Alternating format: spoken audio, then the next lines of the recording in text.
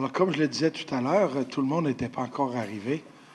Comme j'ai ordre du médecin de ne pas parler, je vais parler peu, désobéir juste un peu, mais laisser mes collègues partager. Et on a la joie d'avoir Monseigneur Pau, qui est de passage à Québec et qui se joint à nous aujourd'hui. Comme on a vécu cette expérience ensemble, on va être capable d'en parler. Alors, on s'est réparti un peu la présentation. On va commencer par des photos à l'écran qui résument l'ensemble de, de notre visite. On va juste brièvement commenter les photos, très, très brièvement, et après, on donnera plus le contenu et on terminera par une période de questions, d'échange avec vous. Ça va? Alors, on y va. Cette photo-là, c'est Castel Gandolfo, et on voit les édifices qui étaient jusqu'à François, le chalet d'été des papes. Et il y a une ferme qui continue autour de ça de donner beaucoup de nourriture et de choses pour le Vatican. Mais nous, on était de l'autre côté de ce même lac-là, à cet endroit. Ça, c'est une photo de l'endroit où on était, de l'autre côté du lac. On voit à gauche, là, en haut, le Castel Gandolfo. Une maison qui appartient au père Pauliste, une maison de retraite. Notre prédicateur, on a commencé par une semaine de retraite, un confrère de Gaétan, de Monseigneur Pau, le père Hermès Ronchi, servite de Marie. C'est lui qui avait prêché la retraite au pape et à la curie romaine l'an passé, et qui nous a prêché en français. Une retraite absolument extraordinaire, on y reviendra. Un peu, on voit la salle et Monseigneur Lortie qui le remercie vers la fin.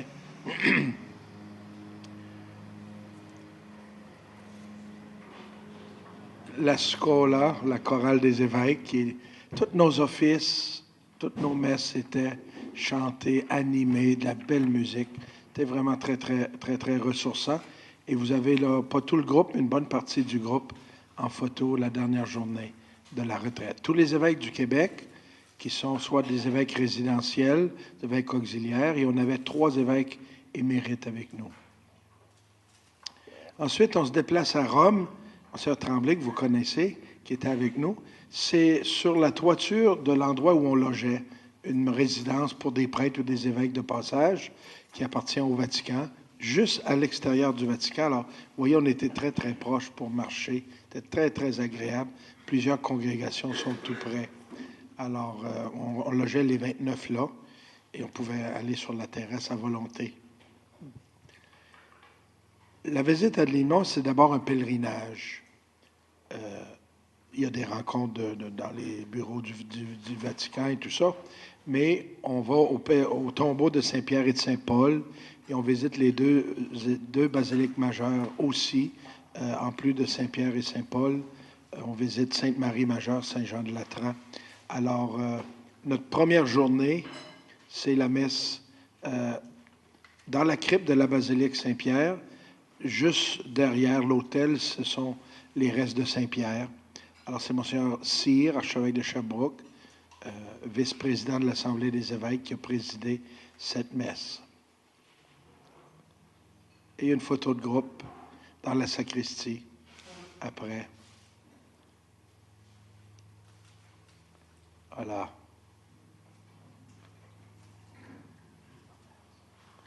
Ensuite, la basilique Sainte-Marie majeure, c'est l'archevêque de Montréal, Monseigneur Christian Lépine, qui a présidé. On était encore tous là. Chaque messe a été vraiment très spéciale. Ensuite, à la basilique Saint-Jean de Latran, c'est moi qui présidais. Encore une photo de groupe. Vous voyez, on avait deux éparques, 2 évêques de rite oriental. Monseigneur Tabet, qui est à droite sur la photo, qui est l'évêque des Maronites. Et à gauche, Monseigneur Ibrahim, qui est l'éparque des Melkites, tous 2 à Montréal. Et finalement, la basilique Saint-Paul-Hors-les-Murs, c'est Monseigneur Lortie, notre président de l'Assemblée, qui a présidé là. On a ajouté à ce pèlerinage une messe que les confrères évêques ont souhaité qu'on vive à la paroisse qui est celle qui est ma paroisse à Rome, San Giuseppe Laurelio, Saint-Joseph. C'est une église moderne, comme vous pouvez voir. Et on est allé un dimanche. C'était super sympathique d'être accueillis. Pour eux autres, voir arriver 29 évêques, c'est pas tous les jours. Et c'est une paroisse ordinaire, très belle paroisse. Voilà. Et après la messe, tiens, voilà. Bon, c'est une paroisse très vivante, beaucoup de jeunesse, beaucoup de familles. Et après, dans la cour intérieure, entre le presbytère et l'église et les salles, il y a un espace ouvert. Puis comme il faisait chaud, ils avaient organisé une petite réception de rencontre entre les fidèles, l'équipe pastorale et les évêques. Alors, avant de voir ça, ça c'est mon cérémoniaire à Rome, qui est un des cérémoniaires du pape, Monseigneur Vincenzo, chic type. Et voilà, dans la cour, on était là, avec de quoi manger, de quoi boire et de beaux échanges. C'était très intéressant. C'est ajouté la messe aussi avec le Saint-Père. La photo n'est pas une de nos photos. Je n'avais pas à la portée de la main là, de notre visite, mais c'est une petite chapelle qui contient quoi? 60, 70 personnes, c'est ça. Voilà. Et c'est ajouté aussi une visite. Monseigneur Pro et Monseigneur Corriveau étaient là. Étant à Rome, on a su qu'il y avait un groupe de pèlerins de France. À droite, vous voyez un diacre qui s'appelle Ludovic Bazin, qui a été ordonné prêtre hier en France, mais qui était diacre au moment. Il m'envoie un courriel pour dire « Je suis en pèlerinage avec des jeunes ». Et on est allé à leur rencontre. C'était fort intéressant. On reviendra là-dessus. Première rencontre avec le pape, on en a eu 3. Alors, c'est une rencontre avec le pape, 8 chefs de dicastère et qui a duré 3 heures. On y reviendra. Quelques photos de cette rencontre. On voit le cardinal Ouellet, le pape qui salue tout le monde en arrivant et en partant. Voilà.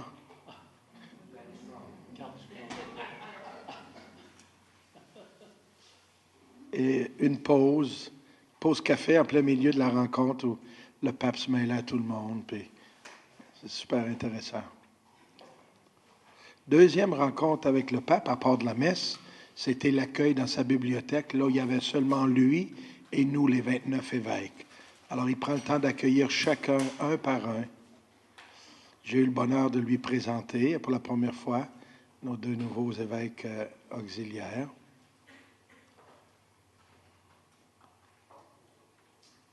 Alors, la remise du disque.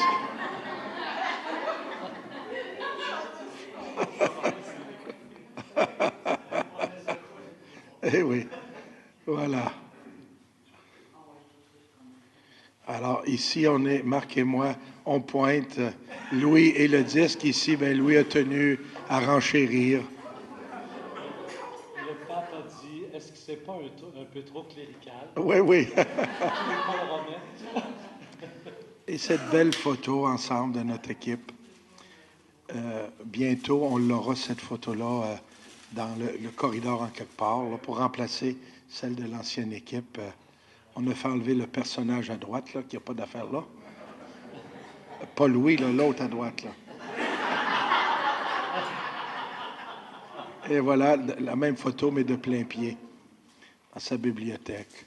Et ça, c'est assis en rond pour échanger. On vous parlera de ça, là. On fait vous juste montrer les photos.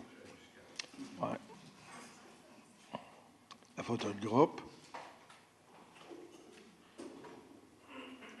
Ça a duré 2 heures.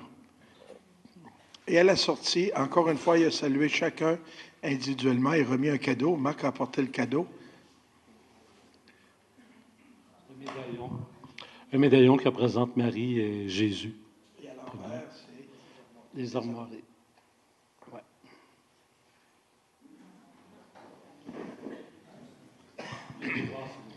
Oui. Alors, encore une fois, chacun reçoit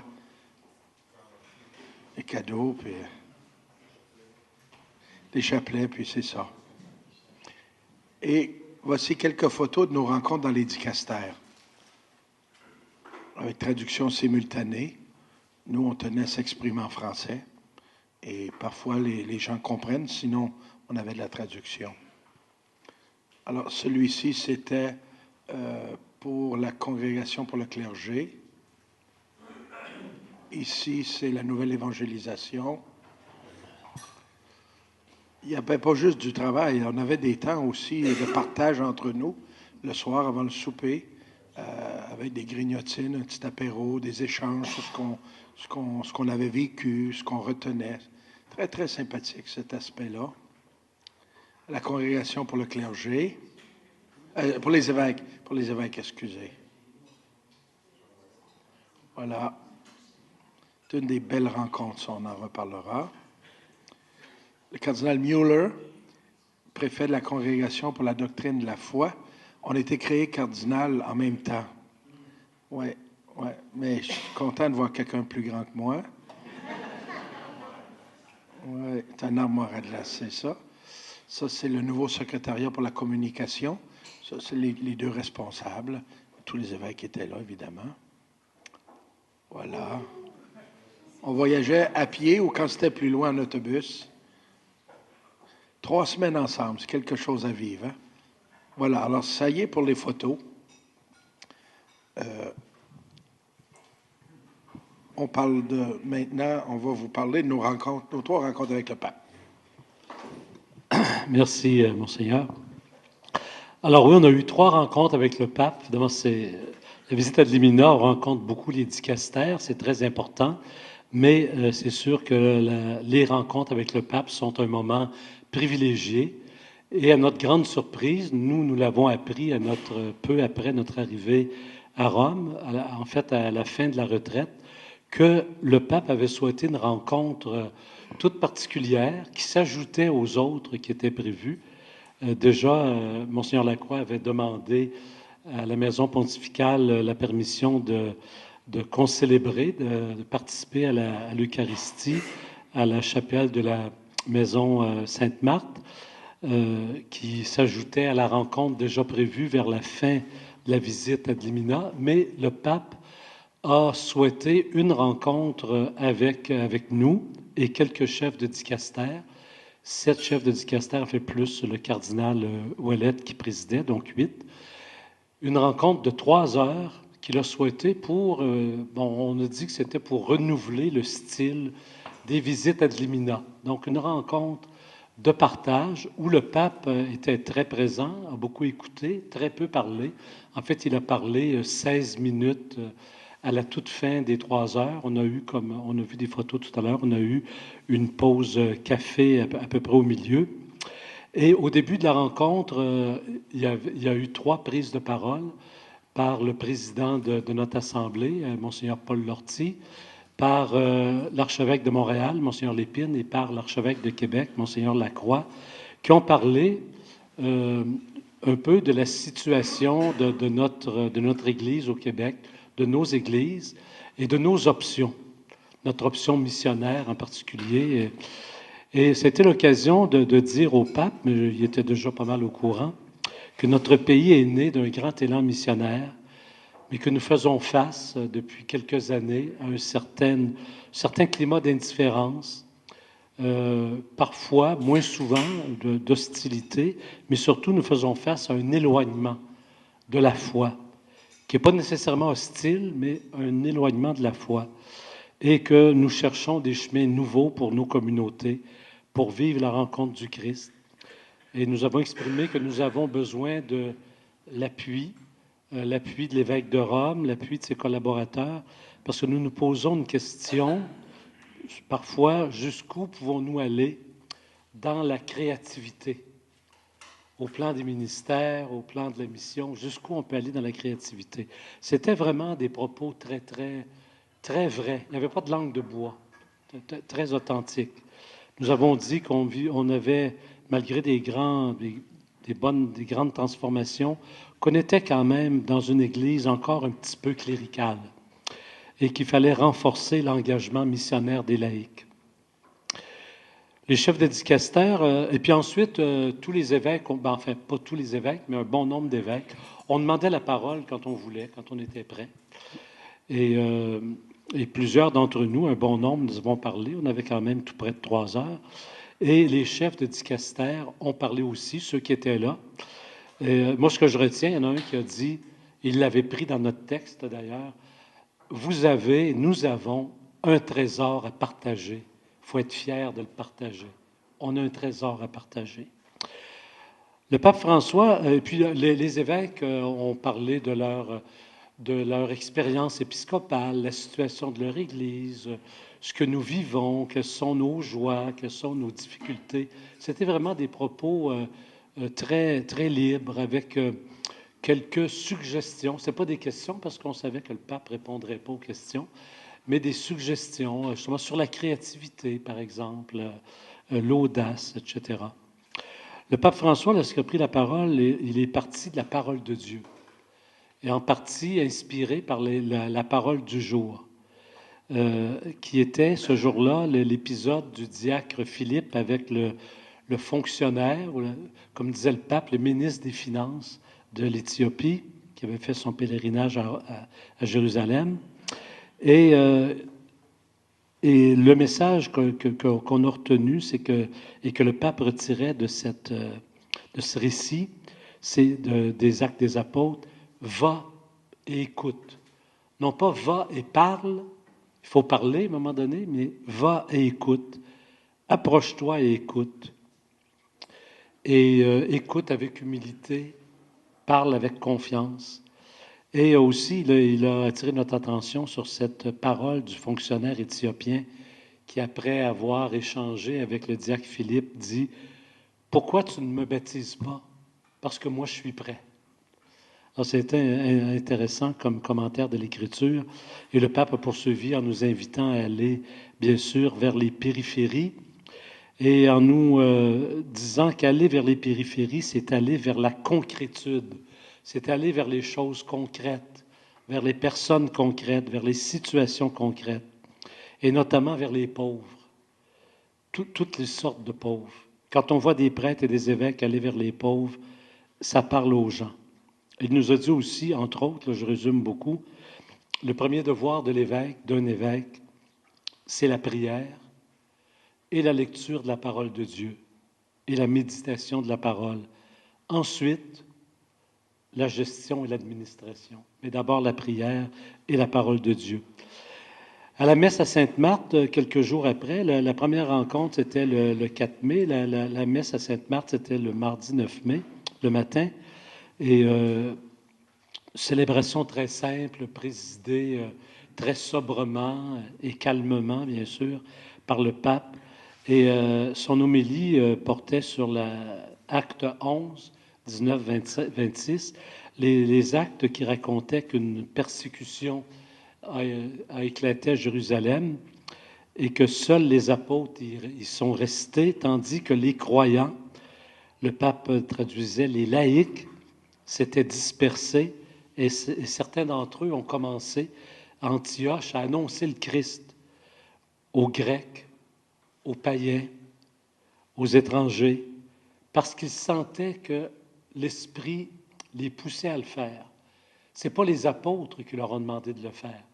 Ils ont senti que l'Esprit les poussait à le faire. Et le pape nous a parlé beaucoup dans la deuxième partie de l'homélie de la docilité à l'Esprit. Et c'est comme ça que l'évangélisation a commencé, que la mission a commencé, parce que des chrétiens, des laïcs ont été dociles à l'Esprit Saint, qu'ils ont compris que les païens avaient besoin d'entendre cette bonne nouvelle. La dernière rencontre que nous avons eue avec le Saint-Père, c'était donc le jeudi 11 mai, à la veille de la fin de notre visite à Dlimina, la fin de nos rencontres dans les dicastères. C'est au Palais apostolique, dans sa bibliothèque qui lui sert de bureau. C'est là qu'il reçoit aussi les chefs d'État. Quand on voit des photos qu'il reçoit Donald Trump ou Justin Trudeau, Angela Merkel, c'est dans le même bureau. Donc, nous étions les 29, assis, comme on l'a vu tantôt sur la photo, en cercle avec le pape. C'était vraiment un dialogue, une écoute attentive, un dialogue chaleureux avec le pape. On sent, puis là, on commençait à être à l'aise, vu que c'était notre 5e et notre 6e heure passée avec lui. Et pour parler vraiment simplement, c'était la même chose pour lui. C'était une invitation de sa part vraiment au courage et à l'humilité, à la patience.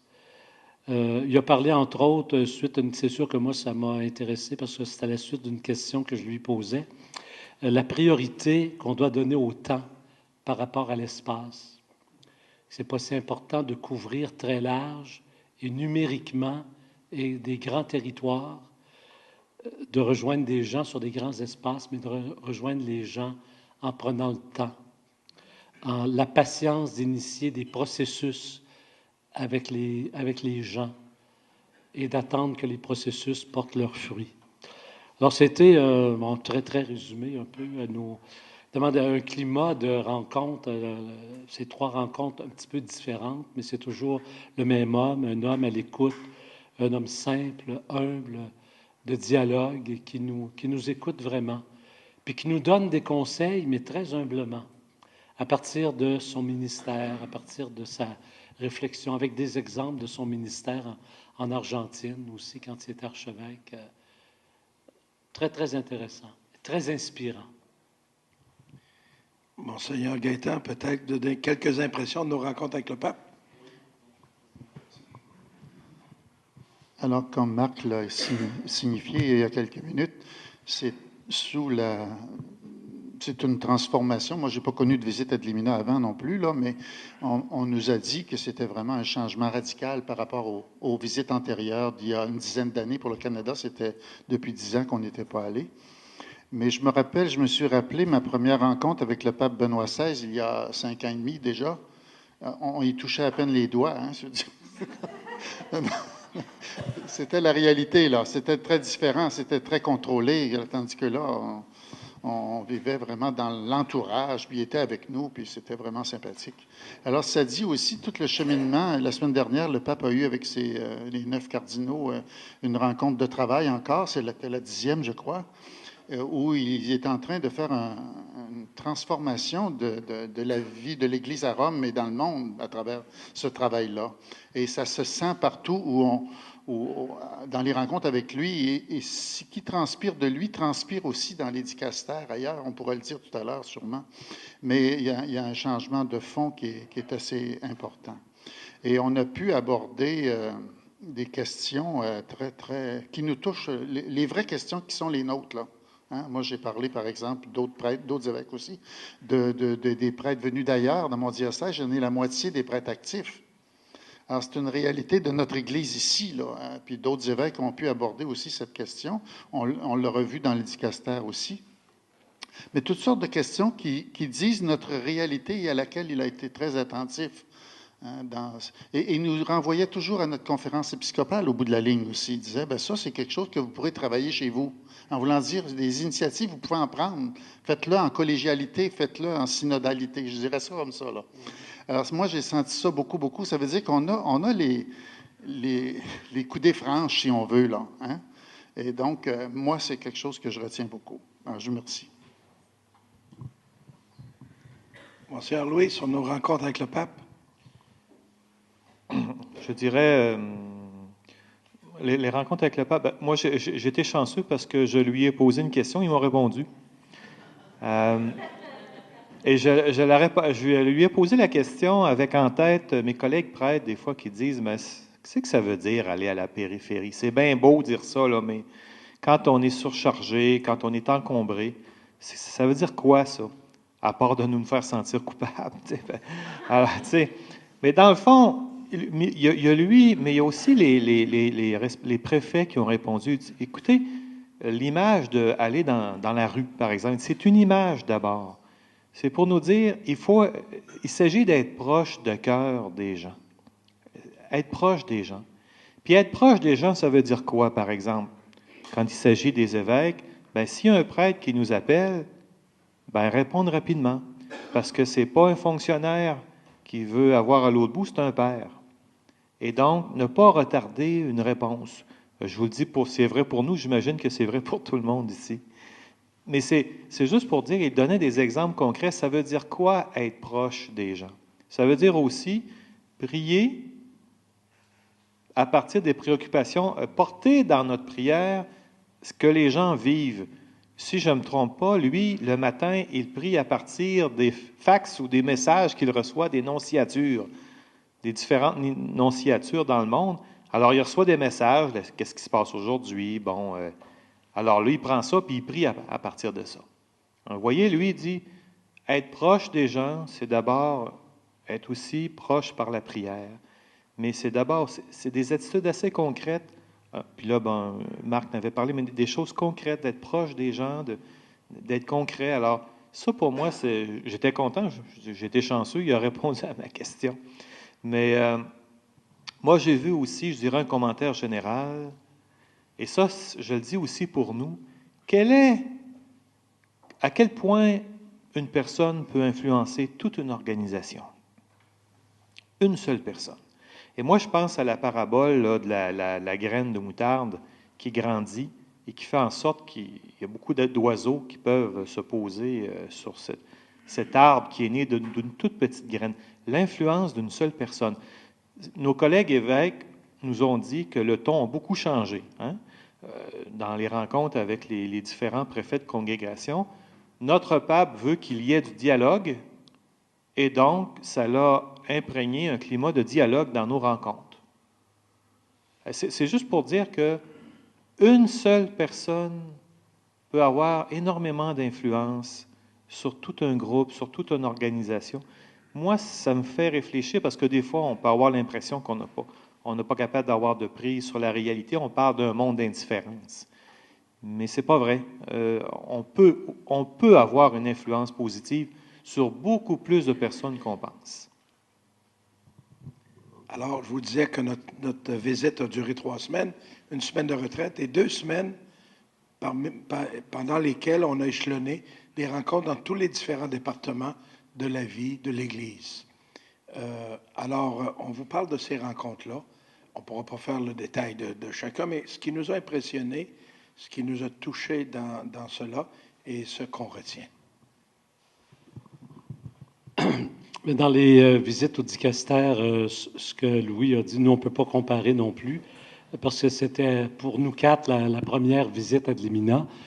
Moi, j'avais déjà eu l'occasion, comme doyen, en tout cas, d'avoir des rencontres à la congrégation pour l'éducation catholique. Et je dois dire que c'est vrai que j'étais plus jeune, moins expérimenté, je n'étais pas évêque. Ça avait été des rencontres assez difficiles, bien reçues, c'était courtois, mais on ne parlait pas le même langage. Et, on avait l'impression de se faire la leçon. On nous faisait la leçon. On était dans le champ et puis il fallait être corrigé. Et en tout cas, je n'ai pas eu du tout cette impression-là lors de la tournée des dicastères. Au contraire, nous étions accueillis avec chaleur. Même, il y a un préfet de congrégation qui a dit « Autrefois, les évêques arrivaient ici en tremblant. Maintenant, c'est nous qui tremblons quand les évêques arrivent. » Je pense que c'était la congrégation du clergé. D'ailleurs, le préfet est un homme très, très sympathique. Et donc, un climat vraiment de dialogue, d'échange, de recherche de solutions ensemble. Sauf peut-être dans une seule des congrégations où c'était un peu plus difficile. Dans l'ensemble, d'une manière générale, c'était un climat de dialogue et de recherche. On a senti aussi, comme le disait Louis, l'influence du pape François. Son influence, parce qu'il tape toujours sur quelques clous qui sont les mêmes. Aller vers les autres, aller vers les situations concrètes, écouter avec humilité, parler avec confiance, mais écouter avec humilité. Et on sent qu'il y a ce climat d'échange également dans les congrégations. C'était très intéressant de voir aussi un peu les nouvelles congrégations, les congrégations plus jeunes, remplies d'enthousiasme, où il y a non seulement des hommes et des clercs, mais aussi des femmes et des laïcs. Alors, aux communications, on sent un dynamisme extraordinaire. sont en train de virer ça à l'envers avec l'appui du pape, les communications, parce qu'ils étaient encore beaucoup dans le papier. Vous savez, l'Osservatore Romano, c'est un beau journal, mais il y a à peu près 400 abonnés, ça coûte des millions de dollars.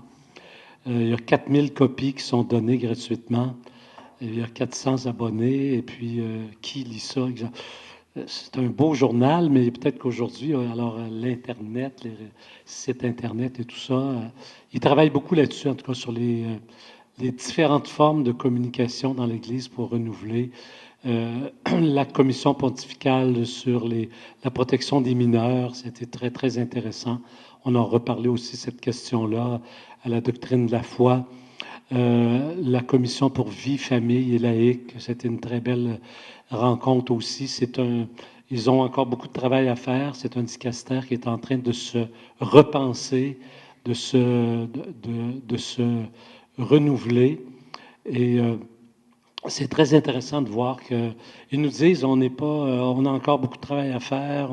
On commence à peine à restructurer notre nouveau dicastère. Le pape les fait travailler beaucoup. Ça ne va pas aussi vite peut-être que le pape aurait souhaité, mais ça avance. Il y a vraiment des changements importants qui se font. On a questionné, parce qu'on a été, nous, avant de partir, les évêques, on avait été interpellés, je vais terminer là-dessus, laisser la parole à Gaëtan, sur la question des femmes dans l'Église.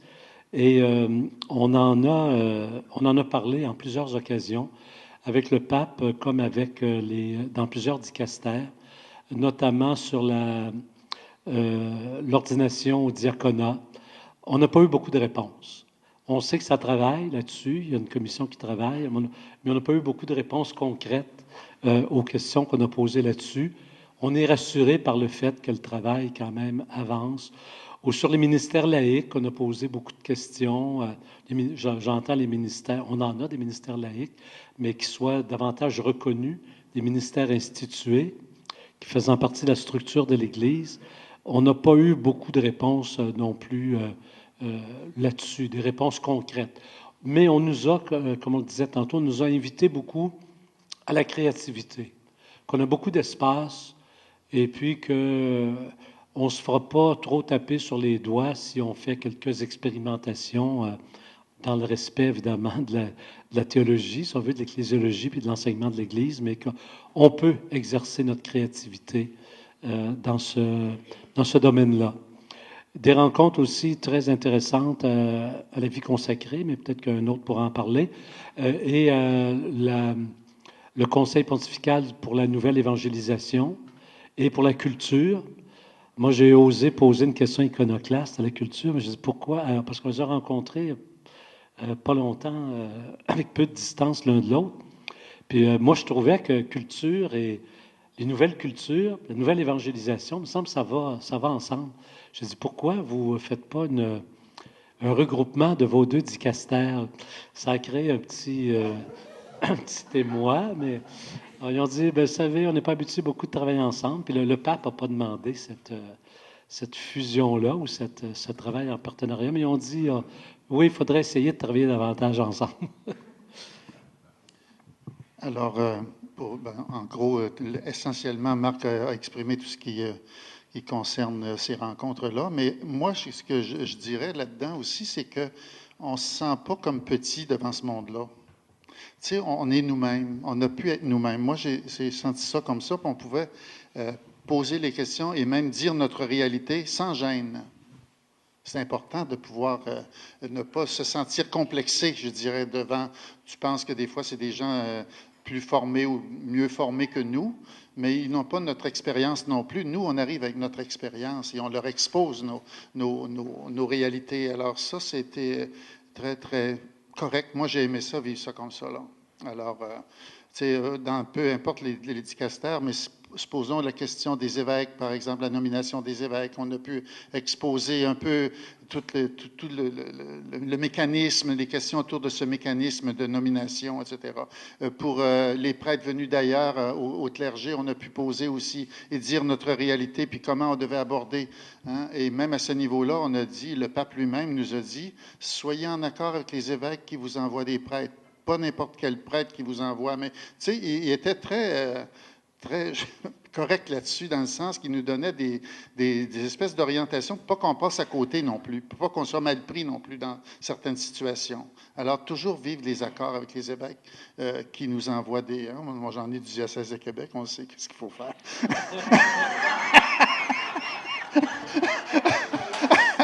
Alors, non, mais je veux dire, avec beaucoup de simplicité puis d'humilité aussi, parce qu'on n'est pas plus fin qu'eux autres, là, mais en même temps, avec beaucoup de simplicité, on a pu aborder les questions puis avoir aussi des réponses. On ne les a pas toutes, comme Marc vient de dire, parce qu'on doit cheminer ensemble, nous autres, là, sur certaines questions. D'ailleurs, le pape a insisté là-dessus aussi.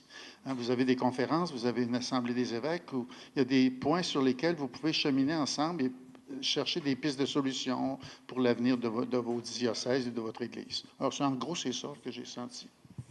On a eu une rencontre très chaleureuse à la congrégation pour les évêques.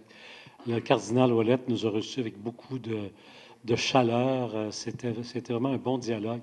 Entre autres, je ne sais pas s'il y en a parmi vous qui ont déjà été consultés pour des nominations d'évêques. De toute façon, vous n'avez pas le droit de le dire. Mais on a demandé que les questionnaires soient révisés. Et le cardinal Ouellette nous a dit que c'était en train de se faire. Peut-être aussi d'élargir les consultations à davantage de personnes, aux laïcs aussi. Juste avant que Louis conclue sur cette question des dicastères, vous savez, on avait décidé d'avance, tous les évêques du Québec, qu'à chaque dicastère ou congrégation où on allait, il y en a un qui prendrait la parole pour présenter brièvement quelques questions ou quelques éléments. Et à partir de ça, ben là, le préfet et les autres répondraient et on entamait le dialogue. Alors, c'est ce qu'on a fait. Mais une chose, moi, que je retiens, qui m'a beaucoup touché, à plusieurs endroits, lorsqu'on a posé certaines questions très précises, bon, parfois on a des réponses, mais souvent il nous disait, vous savez, vous êtes les mieux placés pour répondre à ça. C'est vous sur le terrain qui savez. On peut vous donner quelques pistes, des balises, on peut, bon, mais c'est vous qui êtes là. On n'est pas là pour vous dire quoi faire.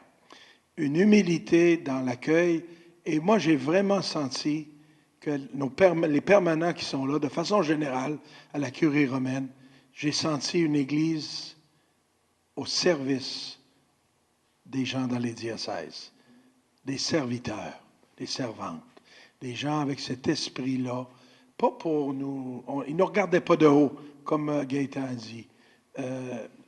On est là pour vous soutenir, vous encourager. Si on peut vous aider, dites-nous-le. Ça, j'ai beaucoup apprécié ça. Il faut dire aussi, quand on présente les difficultés que l'on vit au Québec, souvent ils nous disaient, vous savez, vos problèmes commencent à être pas mal communs à l'ensemble des diocèses qui se retrouvent en Occident.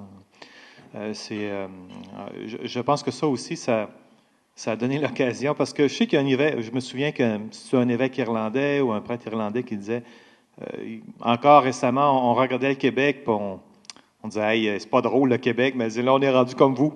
Il nous disait ça. Alors, c'est juste pour dire que c'était intéressant. Il nous disait, peut-être que vos problèmes sont plus aigus chez vous, mais dites-vous que ça se retrouve un peu partout dans le monde. J'ai noté quelques phrases. On prenait tous des notes. J'avais mon petit cahier là, avec mon stylo, puis je prenais quelques notes lors des rencontres. Et des fois, moi, j'ai noté des choses qui m'ont rejoint. Ça ne veut pas dire que ça rejoint mes confrères, mais moi, c'est des phrases que je trouvais ça intéressant. Puis des fois, des choses très concrètes. C'est pas d'égale valeur, là, mais bon, je vous les communique quand même. Là. Par exemple, au secrétariat pour la communication, ils nous ont dit, ça va être important dans vos homélies ou même dans les catéchèses de tenir compte du fait qu'on est dans une génération Facebook. Alors, comment communiquer avec des gens qui sont de plus en plus dans cette génération-là?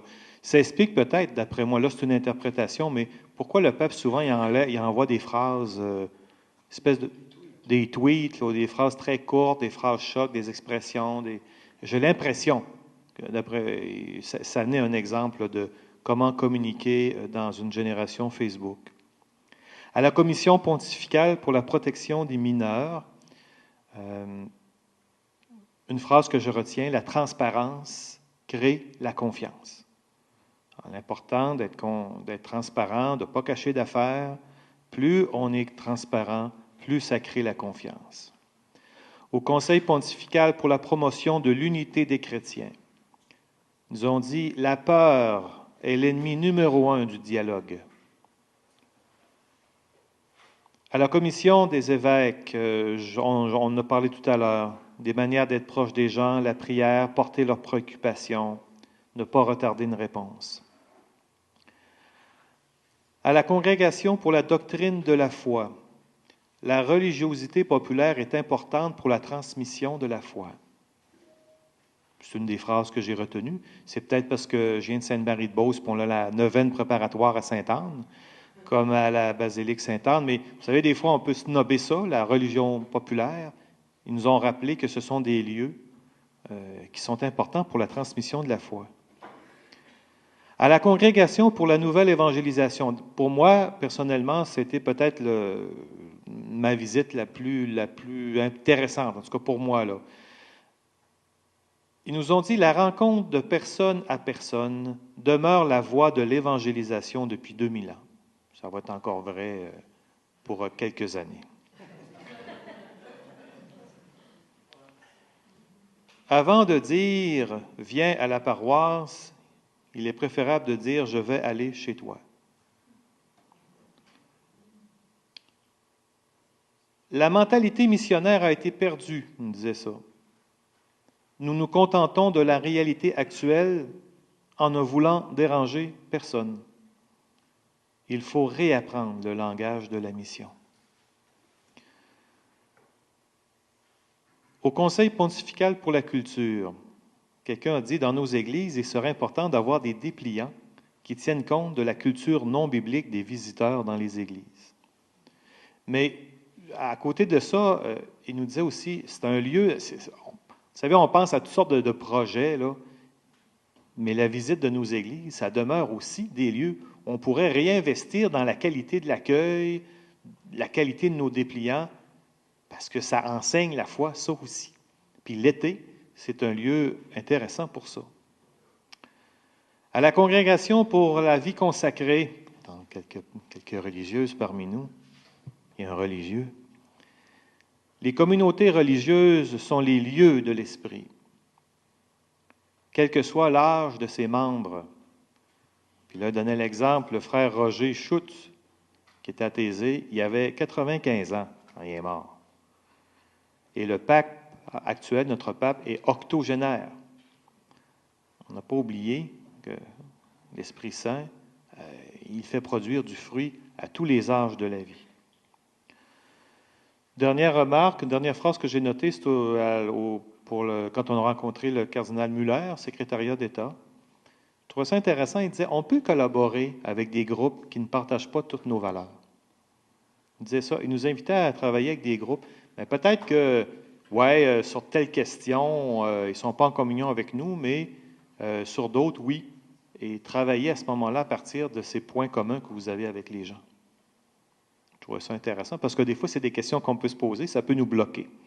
Je trouvais ça intéressant. Il y a certaines phrases comme ça, là, certaines idées qui sont ressorties qui peuvent permettre des déblocages avec les gens. Voilà. Merci, Louis. Si vous n'avez pas encore eu la chance de le faire, on vous encourage fortement à aller sur le site Internet de l'Assemblée des évêques catholiques du Québec, ASCQ, pour aller lire le rapport que nous avons présenté au pape de la part de l'ensemble des évêques du Québec. C'est pas le rapport de notre diocèse ou d'un autre, mais ensemble, après avoir fait nos rapports, notre rapport de Québec, c'était 260 pages remis sur toute la vie. Alors, chaque diocèse a présenté des choses et ce petit document de 20 quelques pages vous donne vraiment, en gros, la vision des évêques, qu'est-ce qu'on voit comme réalité, qu'est-ce qu'on est en train de faire, l'espérance qui nous habite, les défis qu'on voit, ça vaut la peine. Il y a des photos, il y a beaucoup de textes, vaut la peine de regarder ça. Ça vous donne l'idée de ce que portent les évêques du Québec actuellement. Voilà, on a encore bien des choses à dire, mais place aux questions, à vos commentaires. Comme c'est enregistré, Venez donc à un des deux micros pour poser votre question, s'il vous plaît, et on tentera d'y répondre avec plaisir. 3 éléments de différents ordres. Quand vous prenez une pause café avec le pape, vous discutez dans quelle langue? Deuxième question, je vais les poser en rafale. Est-ce que le pape vous a demandé de préparer une chambre là, pour sa visite prochaine? Troisième question, le pape semble beaucoup ouvert à la créativité. Est-ce que nous allons enfin oser la créativité? Merci. La première, puisqu'il y avait une photo où le pape était tout près de moi, où j'étais tout près du pape, parce que je disais que le pape est venu prendre le café avec moi. Alors, moi, je lui parlais en italien, mais j'aurais pu lui parler en français. La plupart, ceux qui ne connaissent pas l'italien, lui parlaient en français, mais comme je parle italien, alors je lui ai parlé en italien. Le pape et moi, on se parle toujours en espagnol. Allez-y donc pour les deux autres questions. Petite anecdote, pendant le café, je lui ai dit, vous savez, Saint-Père, il y a beaucoup de Québécois qui n'aiment pas la religion catholique, mais ils aiment beaucoup le pape François. Ça l'a fait bien, Deo Gratia, il a dit quelque chose comme ça. Bon. Est-ce qu'il va venir? Ah, ben ça, je vais laisser ça, je pense, à gérer. Une chambre à l'archevêché. Oui, la chambre est déjà prête. Il s'agit qu'il décide. Ça a été évoqué. Il n'y a pas rien de concret dans le moment. Mais l'an passé, lorsqu'il avait dit qu'il ne venait pas cette année pour le 375e de Montréal, il nous avait fait dire aux évêques du Canada que peut-être 2018 ou 2019, c'est pas écarté. Mais la semaine dernière, j'étais à Ottawa pour le Conseil permanent de la Conférence des évêques catholiques du Canada et on a reparlé de cette question-là. C'est encore sur la table. Je sais que notre premier ministre, M. Trudeau, lui en a parlé lors de sa rencontre récemment, à fin mai. Alors, c'est ouvert, l'invitation est ouverte, mais on n'a pas de choses plus précises. La créativité, quand est-ce que ça va commencer? C'est aujourd'hui. C'était hier, un peu. C'est aujourd'hui. Ça prend simplement l'audace et la volonté d'avancer ensemble. Et pas seulement un qui avance, ou une, mais d'avancer ensemble, de créer ensemble, de chercher ensemble. Moi, je pense que c'est déjà commencé, la créativité, depuis longtemps.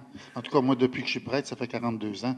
Il me semble que ça n'a jamais manqué nulle part. Ça peut être plus, peut-être, mais je pense que chacun de nous, avec humilité, on est capable de faire des grandes choses dans la simplicité. Mais on n'est pas au-dessus des autres là-dessus non plus. Là. Il faut être soi-même, puis avoir le cœur à l'Évangile, puis l'Esprit va faire le reste. Hein? Et je dirais ceci, à travers nos rencontres dans les diverses congrégations et dicastères, je me suis rendu compte, mais coudonc, au Québec, dans notre diocèse en tout cas, et ailleurs au Québec, on est déjà avancé sur ce point-là.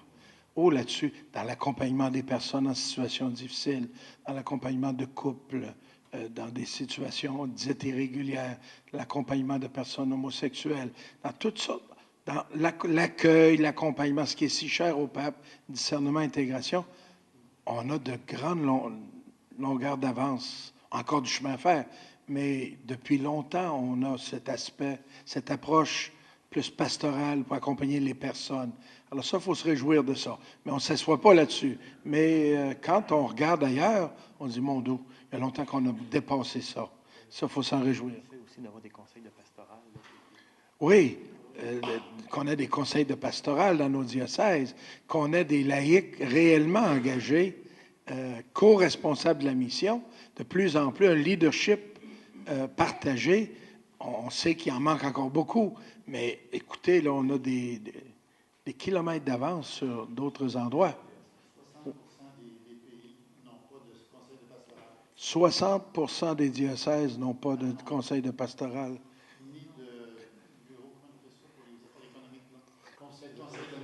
Oui. Alors, bon, faut pas se dire on est rendu là, mais il faut être fier du chemin parcouru.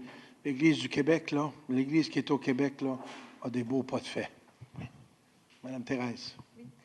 Moi, c'était par rapport à l'influence du pape. On voit qu'il y a eu quand même un beau renouveau et tout ça. Et on sait aussi qu'il y a des opposants. On entend aussi parfois.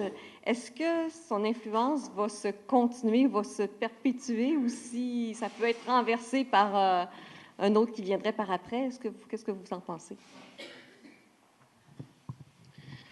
Je ne suis pas placé pour connaître l'avenir et de le prédire, mais les choses vraies en communion avec l'Évangile portent toujours du fruit. Quand Jésus a terminé sa vie sur la terre, il ne restait pas grand monde. Même s'il y avait des milliers de personnes qui l'ont vu et applaudi. Et pourtant, parce que c'était vrai, fait avec amour, ça a porté... C'était une semence qui a porté beaucoup de fruits. Moi, je suis convaincu qu'il n'y a plus de retour en arrière sur bien des choses déjà dans l'Église. On est en train de laisser le Moyen-Âge et des relents du Moyen-Âge à bien des égards, et on se tourne vers quelque chose qui... Bon, chaque pape a ses accents et a sa... Mais quand on regarde les dernières 40-50 années, il y a une progression constante. Il n'y a pas une rupture, là. Il n'y a qu'une continuité, avec différents accents, comme sont les personnes. Regardez notre diocèse. Il y a des avancées de 40-50 ans, et on continue, on avance. Les personnalités de chacun, bon, ce que nous sommes ensemble, ça peut varier, mais on poursuit. Il y a une ligne, là. Et moi, je pense que on souhaite tous que le pape François dure des années encore. Il reste qu'il y a 80. Alors, c'est peut-être pas 25 ans qu'il lui reste. On souhaite que ça soit long, mais moi, je fais confiance. L'Esprit travaille à travers ça, et je ne sais pas ce que mes confrères ont le goût de dire de ça, mais... Moi, je suis sûr que ça va continuer, Thérèse. Pourquoi? Parce que c'est une vague. Il s'appuie sur l'Évangile quand il... S'il fait avancer des choses, mais c'est parce qu'il est profondément ancré sur l'Évangile. Il nous a dit quelque chose, je l'avais dit il y a quelques semaines, je pense ici, là, avec le SP, mais il dit, il trouve, lui, qu'on a un déficit depuis 2000 ans dans notre théologie, notre pastorale, par rapport au rôle de l'Esprit Saint. Il trouve que c'est... Il dit, on dirait que c'est... Il dit, c'est comme un accessoire. Ah oui, l'Esprit Saint, il est là, ouais, mais, alors que c'est l'acteur depuis 2000 ans. Hein. C'est l'acteur de tous les actes des apôtres. Et il trouve qu'il y a un déficit, et il a mis ça en lien avec le déficit par rapport à la promotion du laïcat. Lui, il faisait un lien entre ça. Parce que lui, il part du principe que chaque personne est habitée de l'Esprit Saint. Tout à l'heure, on a évoqué ce qui s'est passé à Antioche, puis il y a c'est des laïcs, il y a des laïcs qui ont annoncé l'Évangile avant même que les apôtres arrivent. Des laïcs qui faisaient ça. Jésus était laïque. Il rappelle les choses. Il n'y a rien d'inventé en disant ça. Mais c'est comme s'il nous recense sur des choses. Et ça, alors quand on part du principe que chaque personne est habitée de l'Esprit Saint, ben ça aide la créativité. Parce que tu apprends à faire confiance aux autres. Tu apprends aussi à déléguer. Alors, mais vous voyez, ça repose d'abord sur des données de fond qui reposent sur l'Évangile. C'est pas je vais être moderne, on va faire ci. Non, non. Il est appuyé profondément sur l'Évangile. Claude, l'abbé Claude. Moi, ça fait 35 ans que je suis prêtre.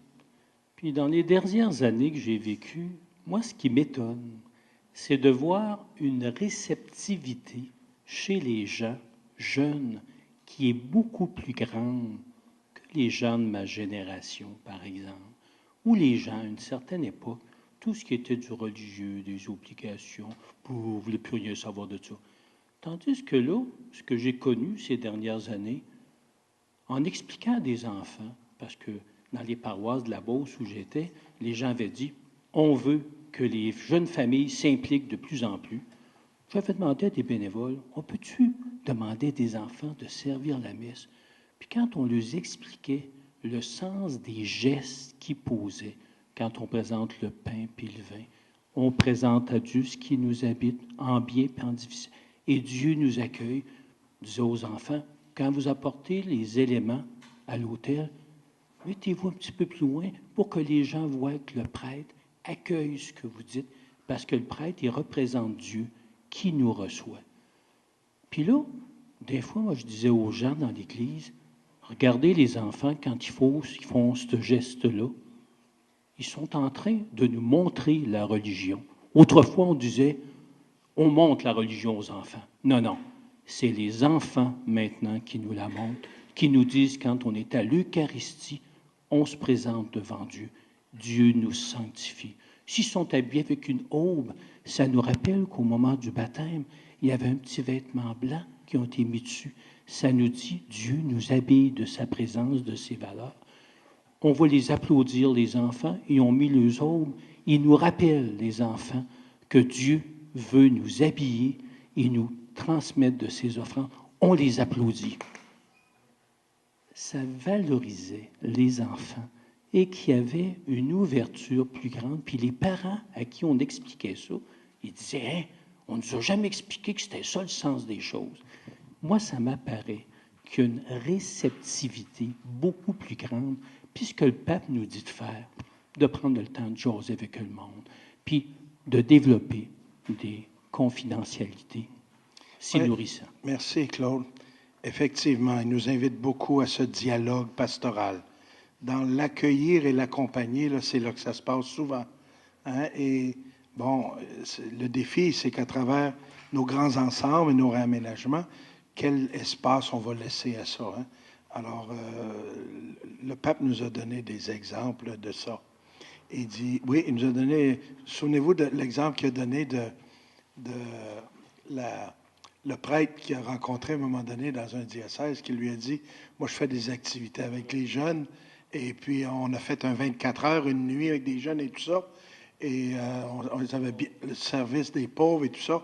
C'était magnifique, les jeunes ont fait des belles choses, mais après, quand tout était terminé, il y en a quelques-uns qui ça n'a pas bien viré, tu sais, qui n'ont peut-être pas été toujours dans la grande, grande pureté.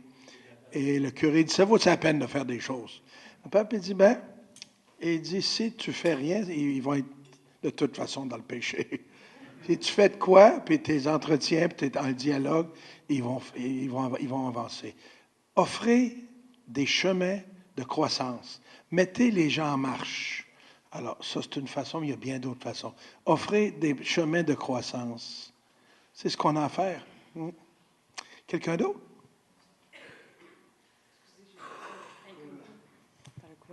Alors, c'est un peu pour faire suite. Alors, on parle des enfants. Moi, je m'intéresse aux grands-enfants, étant à l'équipe de Pastoral Jeunesse et Vocation. Alors, le pape a ouvert un synode sur les jeunes, la foi et le discernement vocationnel, sur lequel on travaille en ce moment avec créativité, je l'espère. Alors, je voulais savoir si vous aviez abordé ce sujet-là, à quelle idée il y a sur ça, le but poursuivi avec cela. Alors, voilà. Je vais juste dire un mot, puis les autres compléteront. De fait, lui, il nous en a parlé. Quand on a parlé de synodalité et des synodes, la famille et tout, il a dit, ce synode-ci là, qui s'en vient, il faut vraiment écouter les jeunes. Puis pas seulement les jeunes qui ont la foi de l'Église, il faut écouter les jeunes. Qu'est-ce qu'ils ont à nous dire?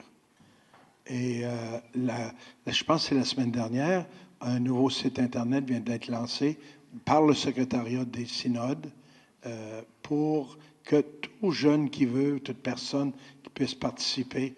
Et en tout cas, il y aura un effort au niveau pour aller rejoindre les jeunes là où ils sont, dans ce monde numérique, pas seulement là, mais aussi là, pour qu'ils soient écoutés. On aura sûrement des surprises, il ne nous l'a pas dit, mais dans la façon de vivre le synode. Je ne suis pas sûr que ça va tout être des calottes rouges et mauves qui vont être au synode. Il y aura certainement une partie importante de jeunes. En tout cas, il ne nous l'a pas dit, ça. D'autres? Ça, on retrouve toujours le même thème. C'est un thème récurrent chez lui. Allez écouter. Pas d'abord, allez leur parler aux jeunes. C'est aller les écouter. Ensuite, il sera toujours temps de parler, d'échanger, converser ensemble. Allez écouter. Oui, puis en boutade, il nous a dit, ne consultez pas seulement les enfants de cœur. Qui a dit ça, oui. C'est-à-dire, c'est dans la même idée. Il nous a dit, quand je rencontre, lui, là, il nous a dit, quand je vais rencontrer des jeunes, je ne sais pas ce que je vais leur dire. Je commence d'abord par les écouter. Et là, il y a un dialogue qui s'installe.